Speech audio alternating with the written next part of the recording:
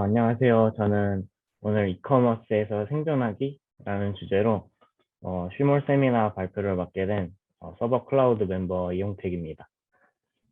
제가 이렇게 비대면으로 또 발표하는 건 또 처음이라서 대면으로는 좀 해봤는데 비대면이 더 떨리네요. 그래서 일단 한번 열심히 해보겠습니다. 그리고 저희 집 와이파이가 좀 불안정해가지고 중간에 목소리가 좀 이상하게 뭐 트랜스포머의 디셉티콘 이렇게 들릴 수 있거든요. 그래서 만약에 그런다면 혹시 채팅으로 말씀해 주시면 감사하겠습니다. 어, 네, 여튼 첫 번째로 말씀드릴 것은 주제를 고른 이유입니다. 9월 달에 처음으로 슈머 세미나 엑셀 파일을 받았을 때부터 이제 주제를 뭘로 할지에 대해서 되게 고민을 많이 했어요. 그래서 처음에는 뭐 특정 기술에 대해서 이야기할까도 했는데 막상 구상하고 이제 발표 자료를 만들다 보니까 제 발표를 듣는 것보다는 공식 문서를 읽는 게 훨씬 도움이 많이 되지 않나? 라는 의문이 스스로 생겨가지고 이거는 일단 포기했습니다. 그래서 어떻게 조금이라도 GDSC에 도움이 될까 고민하는 와중에 이제 개인의 경험은 각각 다르고 뭐 어디에서도 볼 수 없기 때문에 제가 8개월 동안 문구 이커머스 스타트업에서 일해본 이제 저의 경험과 느낀 점을 공유하는 것이 도움이 될 수 있겠다고 생각해서 해당 주제를 정하게 됐어요. 일단 저는 이제 학교를 다니다가 때가 되면 군대를 가야 되는 보통의 학부생이었어요. 그래서 학교 공부만 하다 보니까 이게 어떻게 써먹히지? 그리고 이게 실제로 써먹히나? 라는 생각이 많이 들었고, 그래서 현업이 어떻게 돌아가는지가 궁금해서 졸업 전에 꼭 현업에서 일해보고 싶었어요. 그렇지만 아무래도 이제 군대에 가야 되는 그 시간이 찾아왔고, 결국 이제 도망가지 못하고 끌려가게 돼서 그 꿈은 잠깐 접근을 했습니다. 그치만 꼭 군대를 나오고서 바로 꼭 일해보자라는 생각이 들었고, 해당 목표를 이루기 위해서 군대에서 일이 끝나고 남는 시간에 공부를 했어요. 그래서 군대에는 이제 PC방처럼 사이버 지식 정보방 이런 게 있어가지고 거기 컴퓨터들이 있거든요. 그래서 거기서 코딩을 했는데 처음에는 인터넷이 안 돼가지고 메모장으로 어쩔 수 없이 코딩을 하기도 하고 또 나중에 인터넷이 됐을 때는 보안 때문에 프로그램들을 못 깔아서 그룹 아이디 같은 거 써서 불편하게 좀 공부를 하곤 했어요. 이제 그렇게 공부를 하면서 군 생활이 끝나갈 무렵 이제 모집 공고 하나를 보게 됐어요. 이제 저희 대표님이 숭실대 컴퓨터학부 출신의 이제 카이스트 박사를 따셨던 분이셔서 숭실대 공고를 올리셨는데 이제 마침 제가 좀 관심 있었던 오픈마켓 이커머스 플랫폼이라서 지원을 하게 됐습니다. 물론 그때 제가 군대에 있었어가지고 대표님께 제 사정을 말씀드렸고 다행히도 받아주셔서 저 왼쪽 사진처럼 이제 저런 비주얼로 나오자마자 면접을 보게 됐어요. 아무튼 서론이 좀 길었지만 이렇게 다니게 된 스타트업에서 이제 코로나 사회에도 적응 못한 이제 갓 나온 군인이 빠르게 회사에 적응하고 어, 녹아들기 위해서 연구 노력한 부분과 개발적으로 좀 느낀 점들을 공유하고자 해당 주제를 정했습니다. 네, 비주얼은 아직 오른쪽처럼 되지는 않았어요. 그래서 아마도 제 발표가 약간이라도 직접적으로 도움이 될 만한 사람들은 아마 이커머스 시장에 관심이 있으신 분, 아니면 이커머스 관련 스타트업에서 일해볼 의향이 있으신 분, 또는 뭐 직접 온라인으로 물건을 판매하는 것에 관심이 있으신 분들 정도가 될 것 같아요. 음, 우선 먼저 이커머스가 무엇인지 대해서 좀 소개해보자 해요. 이커머스는 전자상거래 약자로 온라인 네트워크를 통해 상품과 서비스를 사고 파는 것이에요. 평소에 우리가 쓰는 뭐 쿠팡 같은 게 대표적인 예시가 될 수 있어요. 21년 기준 대한민국 이커머스 시장 규모는 16조 9,023억이라고 합니다. 그래서 이는 옛날보다 많이 성장한 수치인데요. 아무래도 코로나가 발생하고 오프라인 스토어가 위축되면서 온라인 스토어가 성장하고 그렇게 돼서 생긴 현상입니다. 저 코로나 이전에는 이제 쿠팡 같은 거 하나도 안 쓰고 이제 슬리퍼 끌고 나가고 집 앞에 나가서 다 사고는 했는데 이제는 쿠팡 같은 거에 맞들려가지고 엄청 많이 쓰곤 해요. 그래서 이런 현상 중에 재밌는 거는 이 이커머스의 성장세가 저희 같은 20, 30대가 아니고 40대 이상의 유입이 가장 영향이 크다고 합니다. 이 코로나 이전에는 20대, 30대가 온라인 스토어를 이미 잘 이용했기 때문에 코로나 이후에도 이용하는 수치가 크게 증가하지는 않았는데 이제 40대 이용자들이 40대 이상의 이용자들이 온라인 스토어를 이용하지 않는 사람이 다수였잖아요. 그래서 이분들이 유입이 많이 되면서 이커머스 시장이 성장하고 많이 더 성장에 한몫을 했다고 해요. 그래서 앞서 말씀드린 것처럼 이커머스라는 것은 전자상거래라는 포괄적인 의미를 가지고 있고 그래서 많은 서비스들이 이커머스로 분류되고는 해요. 그래서 이러한 이커머스들은 네 가지 종류로 크게 세분화될 수 있는데 첫 번째는 오픈마켓, 두 번째는 종합몰, 세 번째는 SNS 마켓, 네 번째는 폐쇄몰로 구분될 수 있겠습니다. 첫 번째로 오픈마켓이에요. 말 그대로 오픈된 마켓으로 판매자가 될 수 있고 누구나 판매자가 될 수 있고 누구나 구매자가 될 수 있어요. 그래서 뭐 재래시장을 온라인으로 옮겼다라고 생각하시면 될 것 같아요. 이런 재래시장에서 자리값만 내면 누구나 판매할 수 있고 구매가 이루어질 수 있는 것처럼 오픈마켓에 일정 수수료만 내면 누구나 판매자가 될 수 있습니다. 그래서 이 플랫폼의 특징은 다른 플랫폼보다 수수료가 낮아서 진입장벽이 낮습니다. 그래서 누구나 사업 등록증을 갖고 수수료만 낸다면 자기가 원하는 물건을 판매할 수가 있어요. 그래서 저희는 개발자니까 쇼핑몰 사이트를 만들 수가 있잖아요. 그래도 그것보다 오픈마켓에 입점하는 게 뭐 검색 엔진에 걸린다거나 아니면 아무래도 유명한 웹사이트에서 판매하는 게 처음 진입할 때 더 좋습니다. 그래서 오픈마켓의 예시로는 쿠팡 11번가 네이버 스마트 스토어가 있어요. 두 번째는 종합몰이에요. 앞서 말씀드린 오픈마켓이 재래시장이었으면 종합몰은 약간 백화점을 온라인으로 옮긴 것이라고 보면 될 것 같아요. 이제 백화점은 시장과 달리 품질이 좀 보증된 브랜드들이 입점돼 있잖아요. 그것과 같이 대형 유통사가 운영하는 종합몰에는 입점하기가 좀 까다롭고 그래서 품질이 보증된 브랜드들만 입점해 있습니다.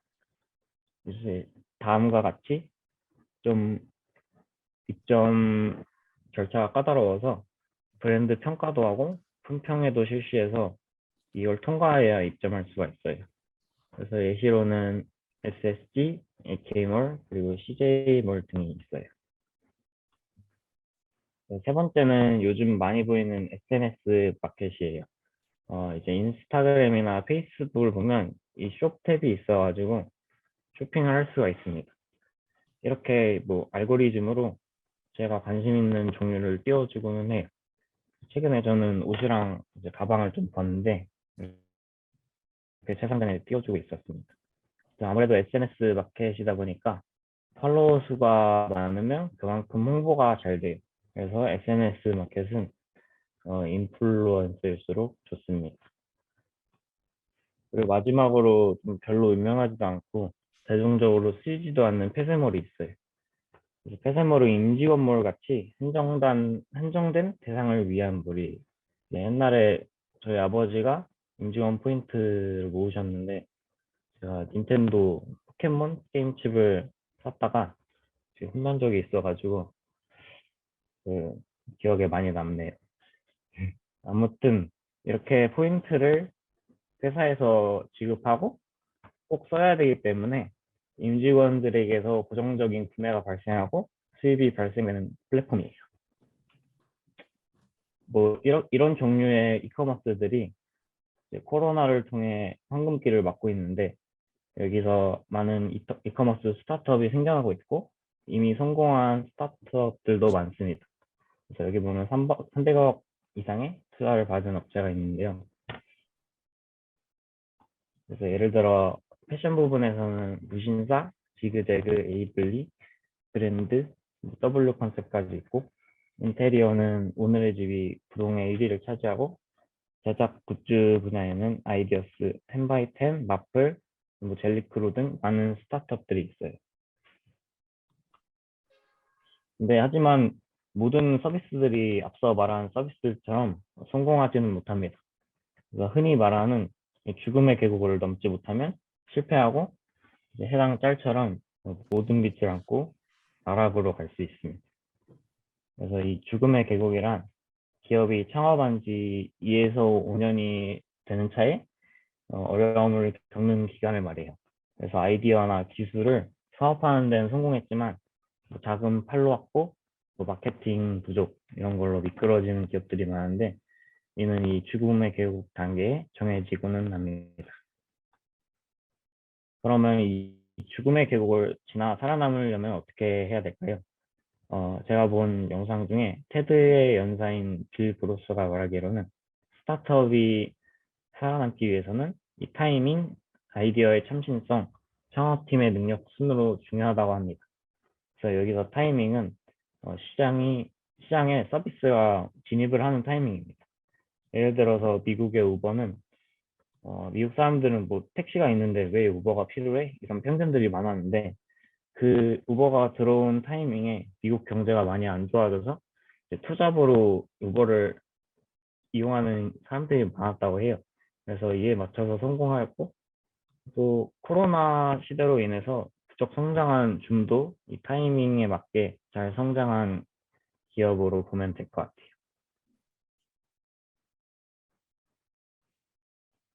그래서 다음으로는 이렇게 살아남기 위한 원칙들을 생각하면서 개발자로서 한 일과 느낀 점들에 대해 이야기해 보려고 합니다.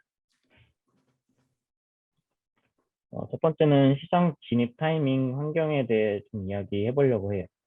그래서 혹시 다꾸라고 들어보셨나요? 어, 그, 네. 맞아요. 다이어리 꾸미기예요. 그래서 다꾸는 다이어리 꾸미기의 줄임말로 다이어리를 작성하고 스티커나 디자인 문구로 다이어리를 예쁘게 꾸미고 이를 SNS에 올리기도 하는 취미 생활이에요. 그래서 다꾸에도 뭐 스티커 꾸미기, 뭐 노꾸 막 이런 것도 있어서 노트북 꾸미기 해서 다 별걸 다 줄이는데 어쨌든 이거는 코로나로 집에 머무는 시간이 늘어나면서 좀 부상하기 시작한 취미로 10대에서 20대 여성들 사이에서 좀 유행하고 있는 취미예요. 실제로 저희 스타트업 서비스 유저 중 가장 흔한 남자 이름인 김민수는 5명밖에 안 됐지만 뭐 가장 흔한 여자 이름인 김서연은 50명 정도 가까이 있을 정도로 이제 여성들에게 인기 있는 취미 활동입니다. 이러한 다꾸 유행에 따라서 문구 시장은 좀 빠르게 성장해 나가고 있어요. 21년 기준으로 시장 규모가 3천억 정도라고 합니다. 그래서 제가 일했던 스타트업은 이러한 다꾸 유행이 성행하기 전에 미리 시장에 진입했던 스타트업이었습니다. 그래서 아무래도 네이버 스토어 같은 플랫폼이 있지만 해당 플랫폼에는 문구 시장 위주로 들어가는 게 아니고 또 배송 등에서 수동적으로 판매자들이 관리해야 될 부분이 많아서 이런 문제점들을 좀 자동화시켜주고 판매를 편리하게 해주는 솔루션으로 시작했습니다. 하지만 근데 저는 초기 멤버가 아니고 시간이 지난 후에 합류했기 때문에 제가 시장의 흐름을 읽고 아이템을 제시하고 창업한 건 아니었습니다. 그래서 늦게 합류한 제가 가장 먼저 한 일은 이 타이밍과 시장의 흐름과 특징을 이해하는 것이었어요. 그래서 개발자가 개발을 하는 것도 중요하지만 그에 앞서서 서비스를 좀 이해하고 서비스가 타겟으로 하는 시장을 잘 이해하고 분석하는 게 더 좋은 개발로 이끌어낸다고 생각을 해요. 그래서 이를 위해서 다른 문구 판매 앱들을 많이 써보았고 구매도 많이 해보았습니다. 그러면서 해당 문구 서비스들의 특징을 알 수 있었고 좀 좋은 기능들은 배울 점이 돼가지고 많이 배울 수 있었어요. 뭐 이렇게 오프라인으로도 열리는 문구 마켓이 있는데요. 그래서 이렇게 페스티벌처럼 축제가 있는데 뭐 코로나 때문에 그렇게 많진 않지만 좀 찾아다니면서 현장감 있게 시장을 좀 느끼려고 했어요.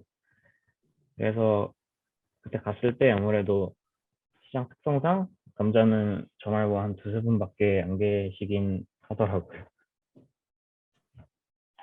그래서 제가 좀 시장을 공부하면서 알게 된 흥미로운 점은 플랫폼을 둘러보면서 이 단순히 귀여워서 이 스티커들을 구매하는 게 아니고 그런 사람들도 많지만 이 다꾸 시장은 아이돌처럼 약간 팬덤화가 되어 있어요.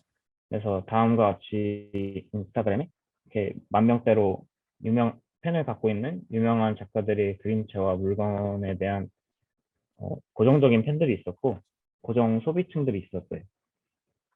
그래서 개발을 할 때 소비자들은 자신이 좋아하는 작가의 물건을 꼭 살 수 있도록 하고 판매자들은 이러한 팬층들을 늘려갈 수 있도록 개발을 해야겠다고 이해하고 개발을 하게 되었습니다.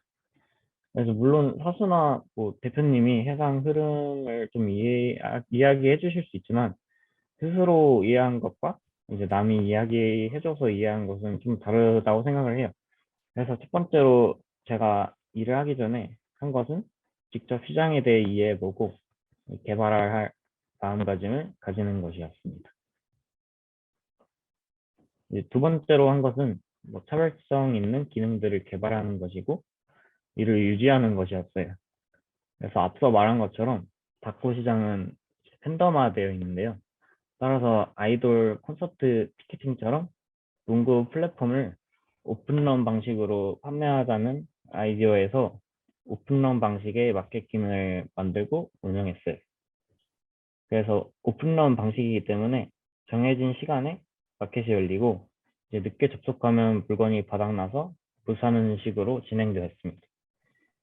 네, 구매자들은 원래는 오픈런이 아니었으면 판매자들이 언제 이 물건을 올릴지 몰랐어가지고 물건을 많이 놓치곤 했었는데 이렇게 시간을 명시해 주다 보니까 물건을 놓치지 않고 좀 구매할 수 있게 되었어요. 물론 금손이 아니면 빠르지 않아가지고 다 놓치긴 하지만 그래도 기회는 좀 평등하게 가져갈 수 있어서 좋은 방식이었습니다. 그리고 판매자한테도 정해진 시간에 열겠다고 해놓고 그 전에 홍보를 많이 할 수 있어서 좋은 방식이었어요. 해당 방식은 다음과 같이 특허 출원 번호를 내었습니다. 뭐 수강 신청에서도 저희 장바구니 담아놓는 것처럼 담아놓고 바로 10시에 들어가서 신청하잖아요. 그것처럼 이제 구매를 바로 할 수 있게 만들어 놓은 것입니다. 그래서 이런 방식의 좀 재밌는 점은 유저 수가 오픈 전에 급격히 오른다는 점이에요. 그래서 이에 따라서 그 마켓이 열면 20분에서 30분에서 4에서 5천 개의 물건을 한 작가가 인기 있는 작가는 좀 빠르게 팔기도 해요. 그래서 구매자들은 만약에 이런 물건을 놓치면 속상해서 저희한테 이야기하기도 합니다. 이거를 팬덤화 되었으니까 되게 놓치면 속상해 하더라고요. 그래서 저는 처음에 왜 저희한테 그러지? 이러고 이해를 못 했었는데 막상 수강 신청 때 제가 전공을 다 놓쳤어가지고 그때 학교 시스템 막 탓하고 학사를 욕했던 저를 보면서 좀 이해하게 됐어요. 그래서 어, 소비자들은 이런 속상함을 안 느끼기 위해서 일을 안 놓치려고 시간도 조작하면서 오픈 시간보다 좀 빠르게 접속을 하기도 합니다. 그래서 물론 뭐 프론트 단에서는 통과가 될 수 있지만 서버에서 검사하고 걸러내기 때문에 문제는 없었어요. 그래서 이외에도 이런 꼼수를 쓰는 사람이 종종 있곤 했습니다. 그래서 이런 꼼수들 때문에 기능을 새롭게 개발하는 것도 중요하지만 기능이 잘 작동되고 유지되도록 하는 게 더 중요하다는 것을 느끼게 되었어요. 그래서 해당 기능뿐만 아니라 모든 기능에서 유효성 검사를 좀 철저히 하기 위해서 설계에 더 시간을 많이 쓰곤 했습니다. 그래서 저희 구매할 때 유효성 검사는 대략적으로 다음과 같아요. 주문을 누르면 이게 존재하는 마켓인가를 확인하고, 이제 판매자가 있는지 확인하고, 이게 열린 마켓인지 확인하고, 배송 옵션이 맞는가, 뭐 준등기나 뭐 무료 택배인가 그게 맞는가, 그리고 아니면 파는 물건이 실제로 있나, 그리고 장바구니가 존재하는가, 물건 옵션이 맞는가, 그 옷이라고 치면 미디엄 사이즈, 라지 사이즈 이런 게 되겠죠. 그리고 구매 개수 제한에 걸리는가, 재고가 바닥날 수 있으니 재고가 맞는가, 그리고 최소 주문 금액의 설정이 맞는가를 확인하고, 그 외의 것을 확인하고 주문이 완료가 됩니다. 그래서 아마 열린 마켓인가 이걸 확인 안 했더라면 소비자들이 시간을 조작해서 들어왔다면 뚫려서 문제가 생겼을 것이에요.